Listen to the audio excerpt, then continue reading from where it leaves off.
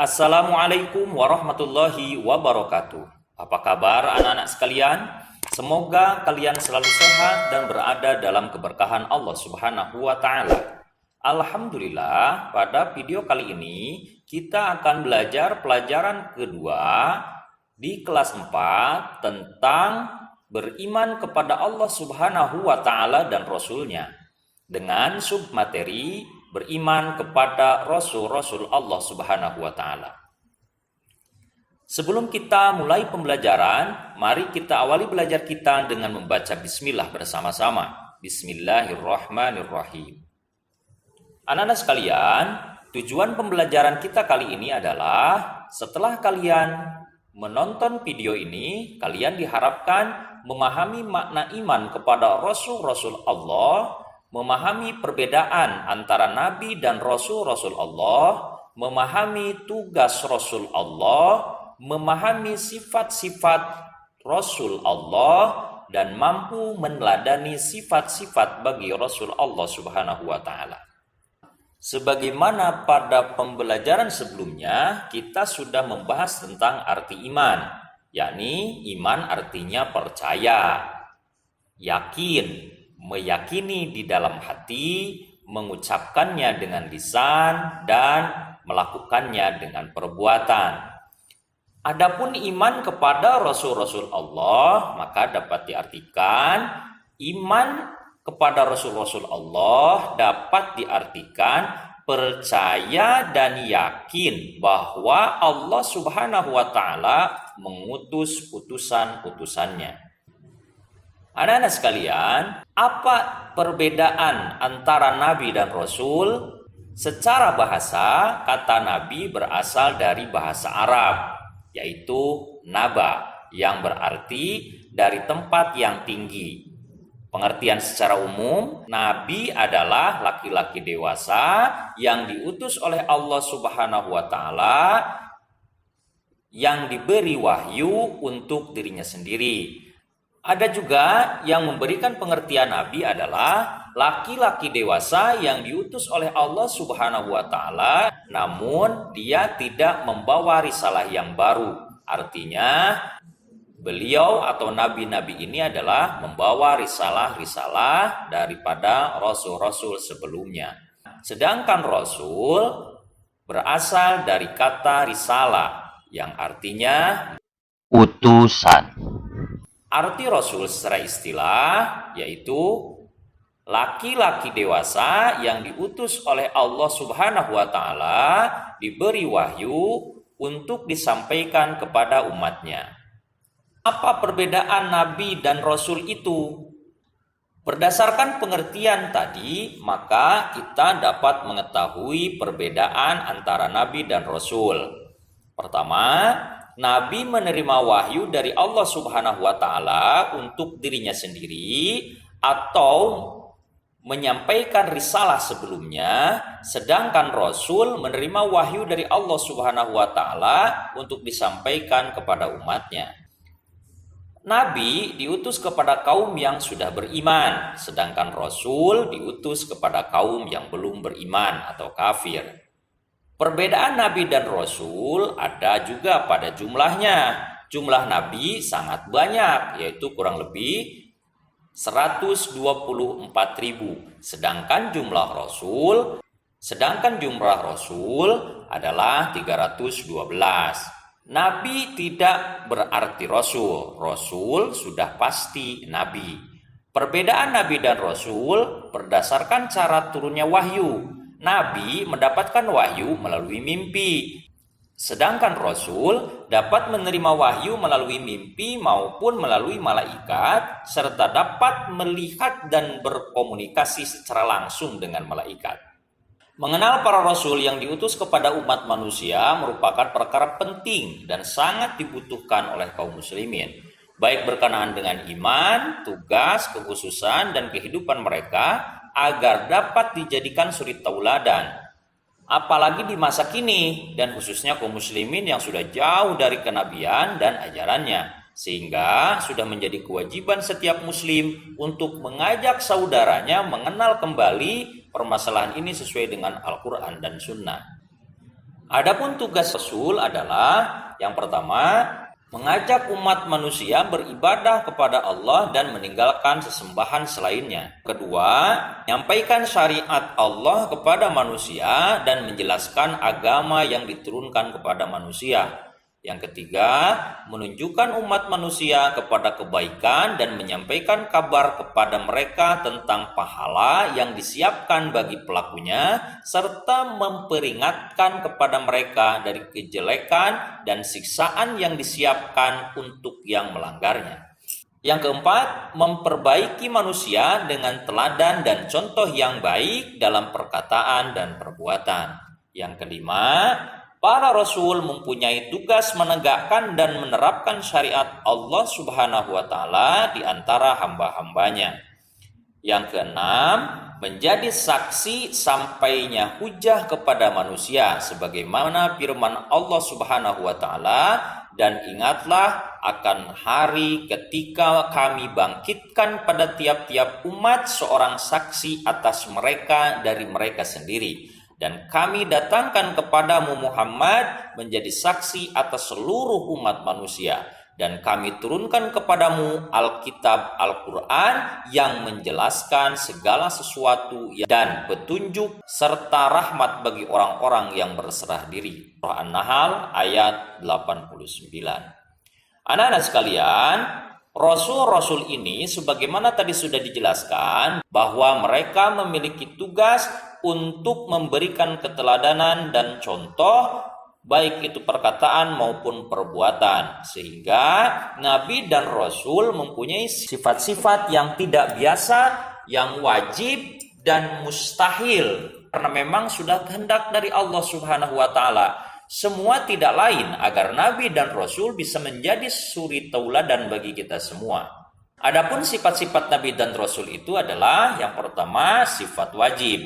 Sifat wajib bagi Rasul adalah sifat yang harus dimiliki para Nabi dan Rasul sebagai laki-laki pilihan Allah. Sifat wajib ini ada 4, yakni sidik. Sifat ini berarti jujur atau benar. Artinya Nabi dan Rasul dijaga oleh Allah atas kejujurannya dan kebenarannya. Jadi tidak pernah ingkar apapun yang dikatakan oleh Nabi dan Rasul kepada umatnya, karena mereka adalah laki-laki pilihan Allah Subhanahu wa taala.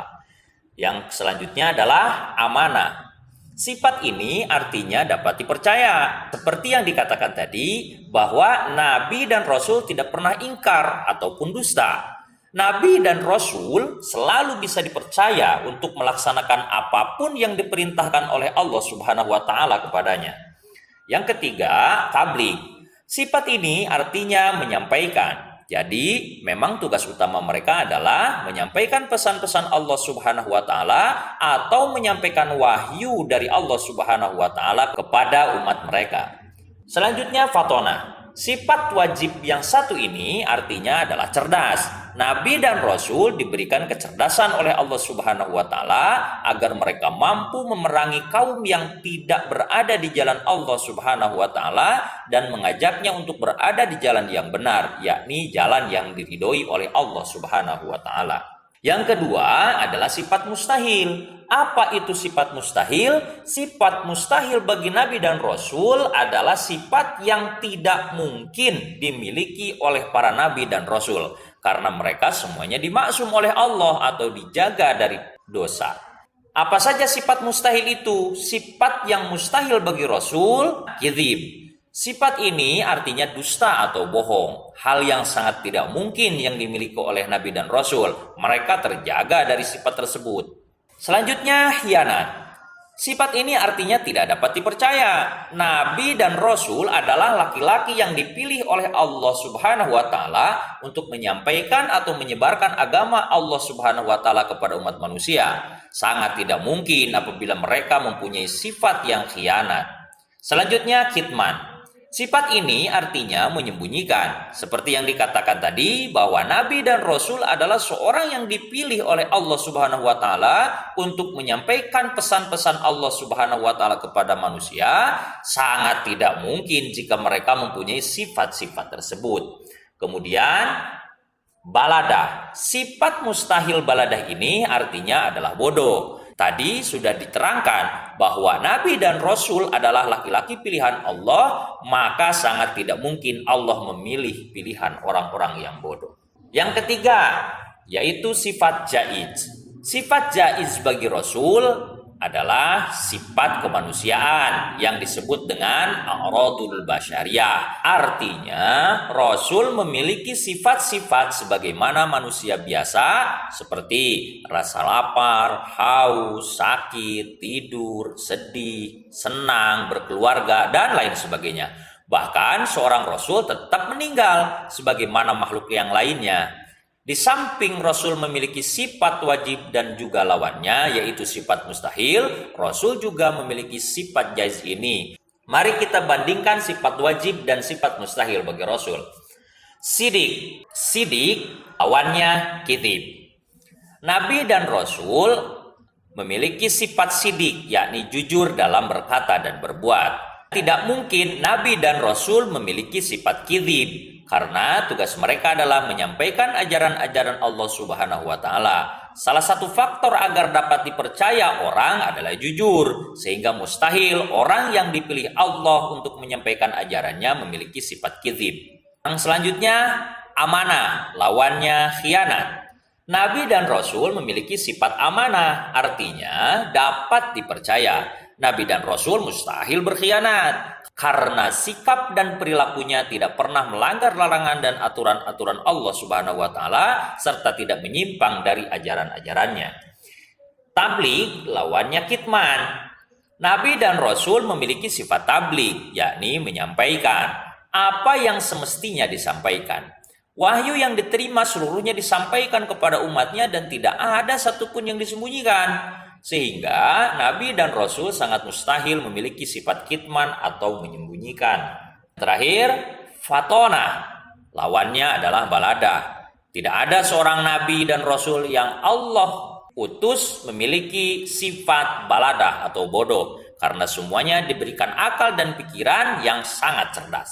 Cerdas dalam perencanaan, pelaksanaan, dan strategi dakwah, serta lain sebagainya.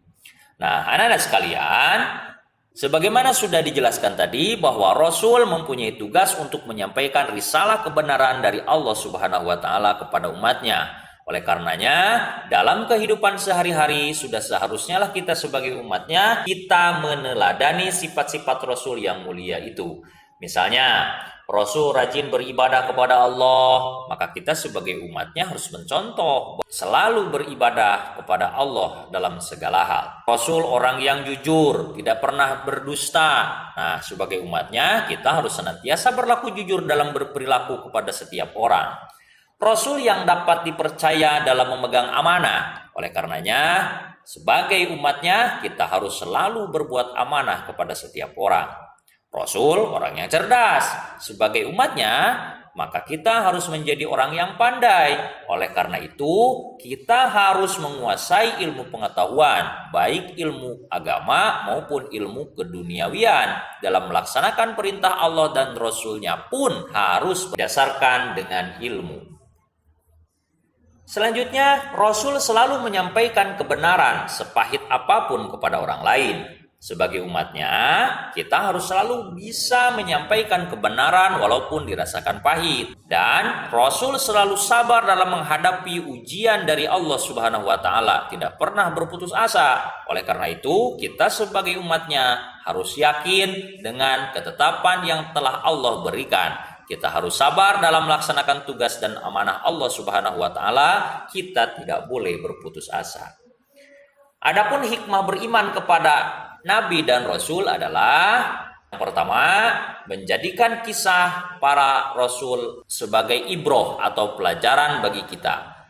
Yang selanjutnya, menguatkan iman kita, menjadikan teladan sifat-sifat yang dimiliki para Rasul sebagai penguat dan menegakkan agama dan mendakwahkan agama kepada manusia, memunculkan kecintaan kita kepada para Rasul atas pengorbanan mereka untuk agama, mendorong untuk selalu berbuat kebajikan, memunculkan kesadaran bahwa pertolongan Allah Subhanahu wa Ta'ala ada di dalam amal, menyadarkan diri kita bahwa kita hanya manusia biasa, makhluk ciptaan Allah Subhanahu wa taala. Meyakini kekuasaan Allah benar adanya lewat mukjizat-mukjizat para rasul. Menumbuhkan rasa takut dari apa yang dialami orang yang tidak mau mengikuti rasul-rasul Allah Subhanahu wa taala.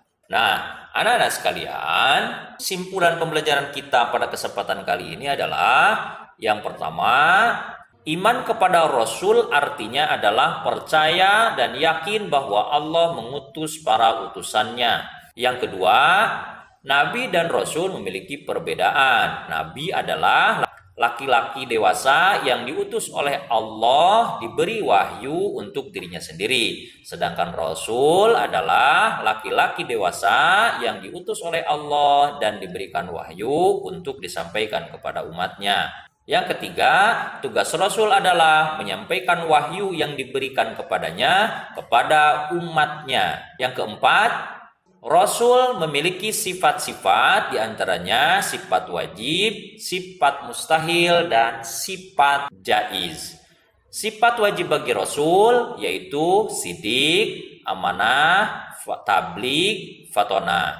Sifat mustahil bagi Rasul adalah kizib, khianat, kitman, balada. Sedangkan sifat jaiz bagi Rasul adalah radul basyariyah. Anak-anak sekalian, sebelum kita mengakhiri pembelajaran kita, silakan jawab pertanyaan-pertanyaan berikut ini. Pertama, apa yang dimaksud dengan iman kepada Nabi dan Rasul Allah? Yang kedua, apa perbedaan antara Nabi dan Rasul Allah? Yang ketiga, untuk apa Allah mengutus para Nabi dan Rasul? Yang keempat, tuliskan contoh perilaku meneladani sifat Rasul Allah. Nah, demikianlah pembelajaran kita kali ini. Semoga bermanfaat. Dan mari kita akhiri pembelajaran kita dengan membaca hamdalah bersama-sama. Alhamdulillahirrabbilalamin.